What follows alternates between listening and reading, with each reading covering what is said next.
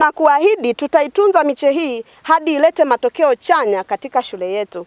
Pia tunakushukuru kwa kufika kushiriki nasi siku hii muhimu ya upandaji wa miche hiyo na kuacha shughuli zako zote. Hakika Mungu wa mbinguni akutunze. Parachichi ni moja kati ya mazao mazuri sana kwenye kusaidia lishe sana. Ukipitia kwenye majarida mbalimbali yanayoandika kuhusu parachichi, utajiuliza ni kwa nini sisi hatulimi kwa wingi sana.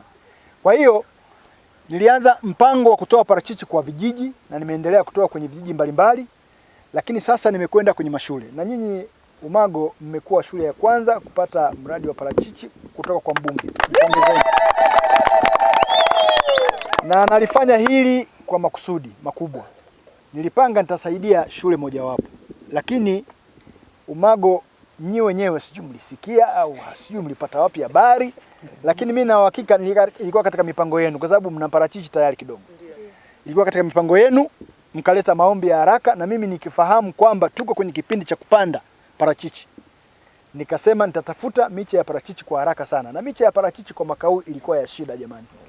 Ukiona mtu anakupa miche hata 10, 5, 20 ni kitu kikubwa, kwa sababu ilikuwa ya shida. Wana Njombe wamechangamka, wamejua umuhimu wa zao la parachichi, wanapanda kwa nguvu sana. Na tunataka mashule na yenyewe yapande parachichi kwa wingi.